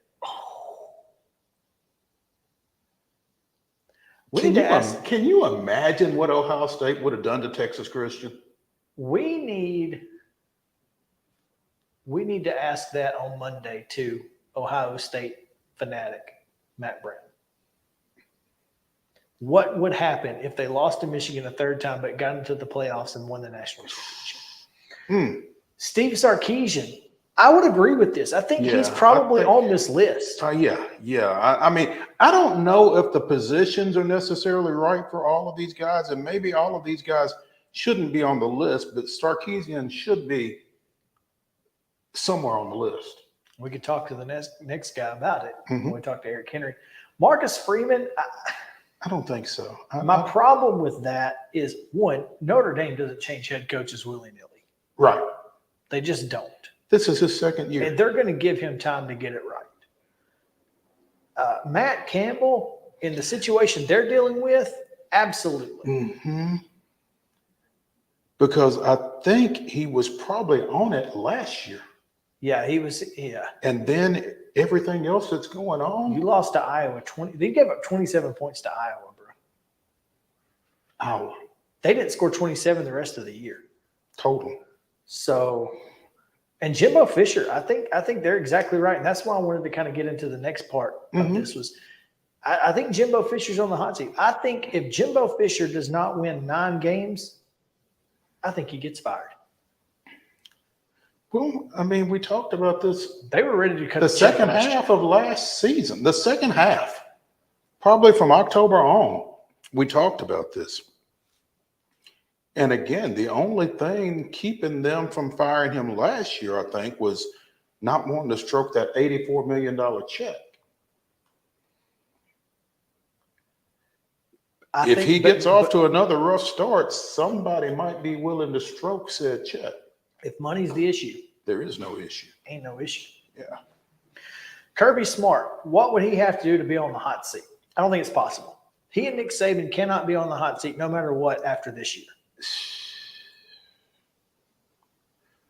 Well, I mean, when you look at Georgia's schedule, there's nothing that's going to keep them from the playoffs. Outside of not winning the SEC. I mean, but even if they lost to Tennessee and they were 11-1 and their only loss was to Tennessee, they're still going to get in. They're getting in. Yeah. I can't fathom anything on the field. Yes. That would put Kirby Smart on the hot seat. Their off the field issues that they're dealing with right now, I think, is going to play a factor over the next couple of years. If they don't get some of that straightened up. And they just had another guy cited for speeding last week. You've heard me say this. You can lose games. You can not be a very good person, but you can't do both. And what is going on with the Georgia program right now would kind of fall under that second category, I think. Yeah. And eventually, if it continues, and if they lose some games. So say they lost 3 games. Say they go 9-3 or 10 let's say they go 10-3 with a loss in the bowl game to whomever, USC. Then his seat gets a little warm if the offseason issues keep up. Continue. Okay. That's fair. Nick Saban, there is no way. No, because if Nick Saban's seat gets too hot, he's just going to throw up his hands and walk off. Yeah. I don't need this. Exactly. Brian Kelly, I don't think his seat could get hot after this year, although they do have high expectations. If he went, 7-5, they might have some questions. Well, 7-5 would be a step back from last year. Big step back. And with what they've got, that would create some issues. It would at least warm his seat up. Josh Heupel, what happens? What has to happen for Josh Heupel's seat to warm up? 7-5. Yeah, I think the defense losing to Kentucky, losing to South Carolina again. A couple of folks that they shouldn't. Yeah, and if the offense underperforms or if the defense isn't as improved as it needs to be, I don't really see a hot seat scenario for Heupel. Not with that administration. Right. Mark Stoops. I think Mark Stoops is probably closer to having a statue erected outside Kroger Field than he is to getting fired at the University of Kentucky.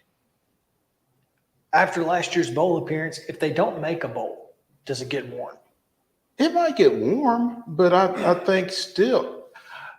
And here's the difference, I think, between Kentucky and Ole Miss is I think they recognize where they are on the college football landscape. We'll take mediocre because mediocre for us is good. Relative to where we've been. Sure. Yeah. Okay. Shane Beamer. 6-6 warms it up. Yeah. 6-6 warms it up. And maybe a bowl loss. Yeah. 5-7 gets it hot. Yeah. Okay. Lane Kiffin. Again, this is $9 Ole million Miss. a year. This is Ole Miss. This is Ole Miss. False sense of self-worth. False sense of self-worth. If they don't go to a bowl, it's hot. Jimbo, we've talked about. Hugh Freeze, nothing. He's walking into a mess. He's walking into a mess. I think the people that matter at Auburn actually realize that. And they love this guy. Well, clearly. After everything they went through to get him. Hugh Freeze without loving this guy. Yeah, so no. Sam Pittman. 7-6 last year. They have no offensive line to speak of, and that's what he does. But what did you just say about Hugh Freeze at Auburn? They love this guy. They love this guy.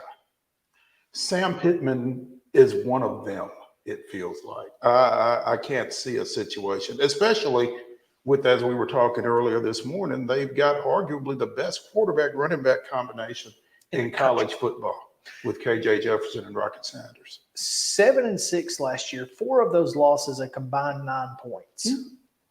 Yeah. You feel like they can get over that hump. They just got to go to a bowl. Now, if they go 4-8, well, they're not going to go 4-8. But if they did, this is the hypothetical. What would have to happen for their seat to get hot? Yeah. 4-8. Yeah. Yeah. That's fair. Billy Napier, again, I don't feel like, he'd have to go 2-9. He'd have to only win the FCS games. Lose to Florida State, lose to Tennessee, get slaughtered by Georgia in Jacksonville. I tell you what, if he loses to Vanderbilt again. Losing to Vanderbilt. And here's the thing. It could happen because I don't know how good or how bad Vanderbilt necessarily is, but losing to Vanderbilt tends to get folks fired. So whether they should or not. right, yeah.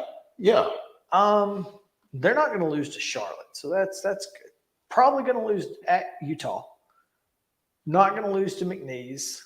Not going to lose to Charlotte. That's 2 wins. And that's it.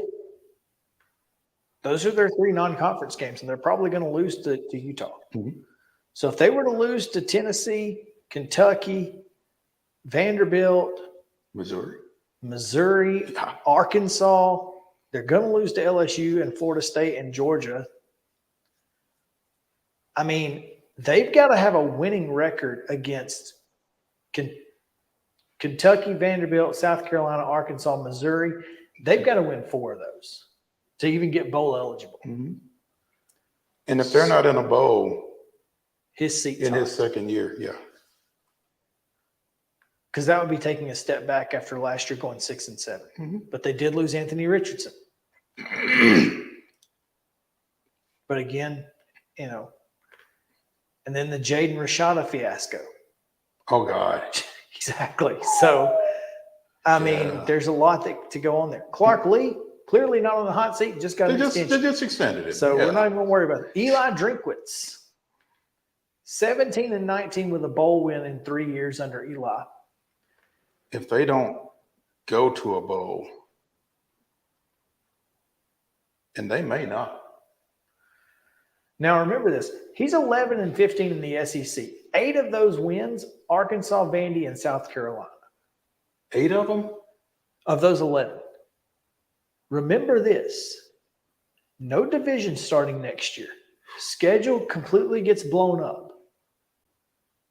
You're not going to play Vanderbilt every year.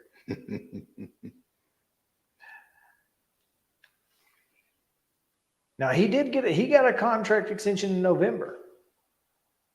But what has to happen for him to be on the hot seat? I think if they don't go to a bowl, it gets interesting over there. Okay. And let's see here. Finally, Zach Arnett, first year. No. First year replacing Mike Leach. No, he's fine. I mean, 3-9 warms it up, maybe. Maybe, but I still think everybody recognizes the circumstances under which he stepped into that position. I think he's gonna get a lot of patience in a lot of corners, and rightfully so. I would agree. All right. Justin, do we have Eric?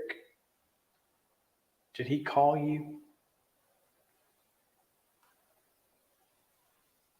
Can Justin hear us? No, we do not. You've not heard from him? Okay. I'm not. No big deal. All right. Well, let's take a break. Mm-hmm.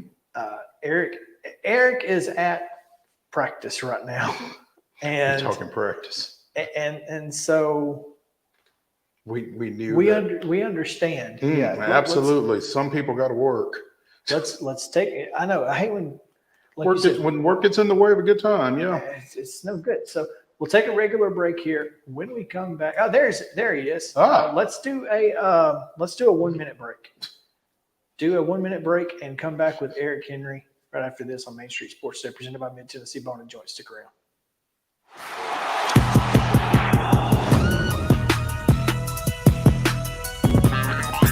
This is Chris Yao with Main Street Sports Today. Every show, Mo Patton and I welcome friends from all across the sports landscape, from high school coaches and reporters to national, college, and pro sports personalities. You never know who might stop by for a chat.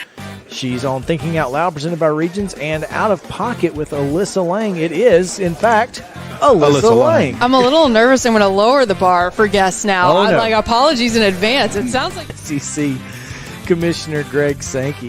You got that radio voice. I do. It's a good sound. Thanks for radio too. As do we. And then here's the other thing. You guys, you're spot on with the name. Everybody wants to be on Main Street.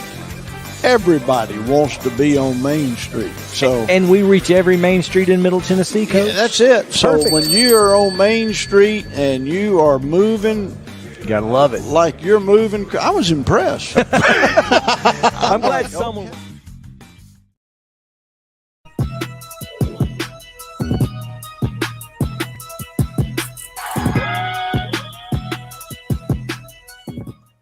Welcome back in Main Street Sports Today, presented by Mid-Tennessee Bone and Joint. Continue our coverage of college football from across the country with the Big 12 today. And while realignment is the talk of the world, we're going to preview this upcoming football season, and we're going to do it with 24/7 Sports. Eric C. Henry, is it hotter there than it is in South Florida? Listen, first off, always appreciate you guys having me on. Apologies for being a little bit late. We got lucky. No, you're perfectly fine. Okay, we got lucky. We thought we were going to get a 15, 20-minute window, and Steve Sarkisian left us out there for about 40 minutes. Now, to your question. Nice. Yeah, absolutely. Now, to your question, as a born and raised Floridian, I was cocky. I thought I knew heat, but I'm telling you right now, Texas heat's a different animal, brother. I'm just telling y'all right now, it's different. Now we know. That's all we were worried about. That's wild. They ain't got bugs like y'all got though. Yeah, that's a fact. I haven't seen any real palmetto bugs or mosquitoes, but this heat, man, it's a different animal. So Sark left us out here to roast. Maybe he was upset with something we said. He's out here for a while. There was a method to his madness. Keep y'all out there in it a little longer, huh? Exactly. You know it, Mo. Eric, you had a tweet about Texas starting their 28th year and final year in the Big 12 practice this week. Pick to win the Big 12 as they go out the door. What do you see that makes that a solid pick or not? Well, part of the reason you can look at Texas as a solid pick to win the Big 12 is just the sheer amount of talent they have returning. You take a look at the amount of starters on offense, the continuity, returning 5 offensive linemen. Talk about preseason defensive player of the year and Jalen Ford, a lot of veterans like Jahdae Barron, some of the transfers they've been brought in as well. You look at Jalen Catalon from Arkansas. It was all SEC performer as a freshman. He's banged up the last few years, but he certainly is a talented player. You go to the offensive side of the ball. You get an A.D. Mitchell from Georgia, someone who, again, was banged up last year, but of his 7 career touchdown catches, 6 of them were in college football playoff games. So when we talked to Steve Sarkisian on Tuesday for his media day, the thing that he felt, and I asked him this, I said, now entering year 3, do you believe the construction of this roster is one that is one in your vision of a football team and one that can compete for a Big 12 title? He felt absolutely. He felt the biggest thing was the depth. And while you can say that's somewhat a cliche of coaches to say, hey, each year we've got more depth, so on and so forth, he really believed that they have more depth this year, and it's not a roster of some guys are young and don't have experience. It's a matter of guys who've all played. And, of course, that starts with the quarterback in Quinn Ewers, who we just got off the practice field, and he had another good day out there in at least the 40-minute viewing session that we could see. But I believe all of those factors really do make Texas a legit candidate. I'm not going to say Texas is back, but it does make them a legit candidate to compete in the Big 12. We have to mention, by the way, Texas receiver A.D. Mitchell played his high school ball here locally at Cane Ridge High School in Antioch. So if we don't mention that, somebody will say, how come they didn't say anything about A.D. Mitchell? Well, there we go. Eric, is it interesting that 6 different teams receive first place votes in the Big 12? You know what? I did find that interesting. In my mind, I think here's the thing. And now this is my first year covering the league, so I don't want to speak out of turn. I don't necessarily think that had anything to do with parity in my mind, because I really do think, again, in my opinion, this is a Texas-Oklahoma league, and then you look at the rest of the teams who receive first place votes, like Kansas State and others. That could just be kind of throwing darts. Now, with that being said, I will use a team like Kansas as example, right? They bring back their quarterback in Jalen Daniels, someone who we know is probably the best quarterback entering this year in the league. And a fun fact, guys, I don't know how many players show up to Big 12 media days or any conference media day in general wearing a chain that has their highlights playing on the chain. The beauties of technology in 2023. So certainly a confident young man, but they do return pieces as well, such as Devin Neal and others. So Kansas is somewhat of a dark horse, but Mo, just to kind of answer your question, I don't think that's indicative of parity as much as, some of the votes just being like, hey, if we're not going to go Texas, Oklahoma, who else can we pick? And we'll throw one out there. Who is a dark horse to win this thing? I'll give you two. Again, to emphasize the point about Kansas, if you get a player like Jalen Daniels, again, when you look at Kansas last year, and they got off to, I believe, a 4-1 start before Jalen Daniels is banged up, a player that I know you guys know really well in Conference USA territory, former North Texas quarterback Jason Bean had to sub in for a couple of games. He's a super athletic guy, but not quite the passing threat that Jalen Daniels is, and they dropped a couple of games there, and that really affected their chances going down the stretch. If they can find some defensive play to rise, I think they're a dark horse. Yeah, look at Kansas State as well. I know Deuce Vaughn is now in the NFL with the Dallas Cowboys and making plays in camp, but I'm going to give you guys a name to keep an eye on. That's Treshaun Ward from Florida State. He's a guy who had a lot of success, during his Florida State career, was never the full-time guy, but you got to have someone there at Kansas State to replace those carries. I think he's someone to keep an eye on. And last but not least, I'm not saying this because it's my alma mater, but I will throw UCF as a newcomer in there. I do think they'll be the best of the newcomers entering the Big 12, but the reason why I say they're a dark horse pick is the amount of Power 5 transfers that they brought in. It's funny, I was just, at practice concluded there, where some of the writers we were gathering and we were talking about who we thought could be a dark horse. And Kirk Bowles, the legendary columnist from the Awesome American Statesman, was talking about the fact that he likes UCF. Chip Brown, my fellow cohort from Horns 24/7 Sports, talking about the fact that he likes UCF to upset Kansas in his Big 12 upset of the year. So I think when you take a look at the Power 5 transfers they brought in with Def, and then, of course, everything comes down to their quarterback and John Reese Plumlee, the Ole Miss transfer, who he's a guy in my mind, if he can throw for 3,000 yards and run for 1,000, which sound like gaudy numbers, but not quite out of his realm. He threw for 2,500 and rushed for over 800 last year. That gives them a fighting chance in every ball game, and they don't play Texas as well. They play Oklahoma, of course. They'll go up against their former quarterback in Dylan Gabriel. So if they can pull off those upsets, I'd keep an eye on UCF as well. Yeah, but they still got Gus Malzahn, so we'll see. I think you're right, though. That's an interesting point that they don't play Texas, but they do play Dylan Gabriel. And let's face it, Oklahoma is not, again, we just talked about Brent Venables being potentially on the hot seat. So UCF, and you answered my next question, who was going to have the best year of the four newcomers.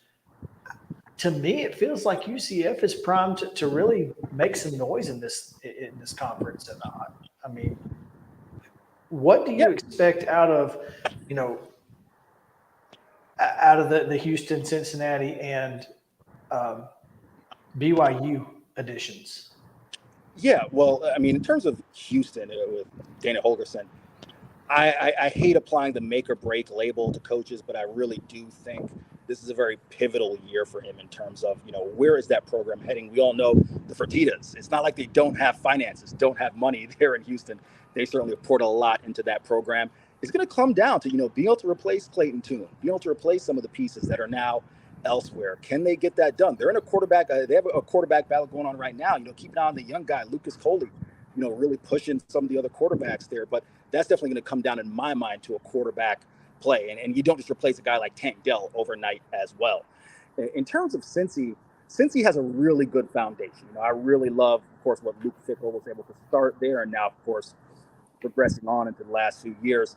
But the big thing in my mind with Cincy is just don't have the horses really compete. I'd say the same thing for BYU. They are returning some players from last year, getting some players back from injury. But again, it's just a matter about having the horse. And I think in their first year in the Big 12, it's really going to, it's a wait and see approach. Again, it's why I think UCF, not showing any bias to my alma mater, when you just talk about the foundation of the team, I'll throw another guy out there from your neck of the woods, Ricky Barber, from the other side of the 100 miles of hate rivalry, former Western Kentucky Hilltopper. He's a guy who's really excelled in the American and was actually got some really attention at Big 12 Media Day. So he's a guy who you can expect as well. So UCF has the best foundation, and some of the others are really a wait and see approach. Eric C. Henry of Horns 24/7 joining us here on Main Street Sports Today, presented by Mid-Tennessee Bone and Joint, as we continue with our college football previews. Eric, you mentioned Oklahoma, that it's a Texas-Oklahoma league, which obviously after this year, that won't be the case. Oklahoma picked third in the preseason poll. Based on what? Because they really struggled last year. It's interesting you put it that way, Mo. If you're asking me, in my opinion, again, I do think the expectation when you take a guy like Danny Stutzman on the defensive side of the ball, someone who you know is going to be a contender for Defensive Player of the Year. Don't let the Horns fans hear this, but I actually voted when we had our 24/7 sports media, our work poll in terms of who we picked for Defensive Player of the Year. I chose Danny Stutzman over Jalen Ford. I'm sure that'll ruffle some feathers, but you have a guy like who's really talented. I'm very high on Dillon Gabriel, guys. Again, if you take a look at what they were able to do before he got banged up with that concussion, the season kind of went downhill. Of course, we saw that drubbing that Oklahoma took last year at the hands of Texas. So I do think Dillon Gabriel in year two, and another reason why I think you got to be behind Oklahoma, this is very much a make or break year for him because they've got talented freshman quarterbacks right behind him who, hey, this is the year for you to have your best year and excel because we've got those guys who are coming up next year. Almost similarly, guys, to what I would say with Texas, with Quinn Ewers. While Quinn is a certainly talented quarterback of his own, when you got Malik Murphy, who had a great spring, and Arch Manning behind him, it's like, hey, this is your year while those guys are still young because next year they're only going to get better and they're going to push you. So I do think that'll serve to bring out the best in Dillon Gabriel. But it's a fair point, Mo, that, Brent Venables, his club did struggle last year, but I just think they're due for a bounce back year. Going back to that Texas quarterback situation just a second, is the hope that Quinn Ewers will really just tear it up and go pro? Because again, you've got Malik Murphy, you've got Arch Manning sitting there, and you need one of those guys to not be there next year, right? Absolutely. So to your question, is the hope that Quinn Ewers will tear it up and go pro? I think that's Quinn Ewers' hope. It has to be his hope. I'm gonna tell you something right now. Malik Murphy, I haven't been covering college football as long as some others. I've only been doing it 7 years, but I've never seen a physical specimen. I was standing next to, again, another coworker of mine, and Jeff Howe from 24/7 Sports, and he said to me, Jeff has been covering this team for over a decade. He said that he has never seen a skeleton drill as clean as he saw today's skeleton drill. And the reason he pointed to that was because of the fact of the quarterback talent. You don't have guys, you don't have receivers having to stretch out and dive for balls. You don't have guys, balls going all over the place. It just looked very crisp. And Malik Murphy, again, no effort chucking it 50 yards downfield. So he's a super talented guy. And of course, Arch Manning, the pedigree, the bloodlines, he's going to only get better. I don't think you can read too much into the spring he had once he gets into fall camp. And he looked better out there today as well. But Malik Murphy, guys, I mean, he looks like a complete stud. So Quinn Ewers, this is his football team. Steve Sarkisian has emphasized it. Kyle Flood, offensive coordinator, has emphasized it. But I do think, Malik Murphy's only going to get better, and he's coming. As much as he'll narrow that gap, maybe he doesn't transfer. Maybe he stays and tries to compete another year, and that would only be bad news if Quinn Ewers is back for another year. So I do think this is Quinn's make or break year to get the most out of his potential and go pro. All right. Eric C. Henry joining us now with Horns 24/7. And Eric, we appreciate you taking some time with us, and thank you for hopping on. We're glad that we were able to get some insight into the Big 12. And Lord knows you're lucky. You don't have to deal with Big 12 expansion because your team's coming over here with us. So you don't have to worry about it, but boy, is it a mess right now. So we appreciate it again. Thanks for taking some time, and look forward to talking to you again throughout the season. Absolutely. Not a problem, fellas. I'm going to run inside, get some AC and some water. Y'all take care. Do that. We'll talk to you. All right. Well, that's going to do it. What you got? We didn't even get to ask him about Iowa State. That's didn't even get there. We got to get him back on. Yeah. I mean, I'm not sure what he would have known necessarily, but that's going to be a topic certainly in that conference for a while. Yeah, no doubt. Iowa State's it's insane right now. Mm-hmm. The whole situation. So let's get out of here. Tomorrow, Big Ten. Sky Bolt will join us from the Nashville Sounds, and we will continue getting ready for high school and college football season on a Friday. Tell you what we're looking forward to over the weekend. Braves and Cubs will be playing, so we'll be trying not to watch that too much. Right. All of the exciting stuff here on Main Street Sports today, presented by Mid-Tennessee Bone and Joint. Next week, we will have the Pac-12-ish, maybe. Pac. I mean, they're going to have a conference this year, so I guess whatever. Arizona and Arizona State are doing something tonight. So is Washington. Right? So is Washington. Tonight? Tonight. So if Matt Brown said if there is a Pac-12 conference on Monday, he'll join us at 2:20. Okay. So Matt Brown on Monday, but we'll also preview the Pac-12, and then we'll start our SEC team-specific previews. So plenty of college football to be talking about. It's coming. We will As Ed Orgeron would say. Exactly. So come back with us tomorrow at 2:00 and each and every weekday right here on Main Street Sports Today, presented by Mid-Tennessee Bone and Joint in the Lee Company studio. We'll see you tomorrow.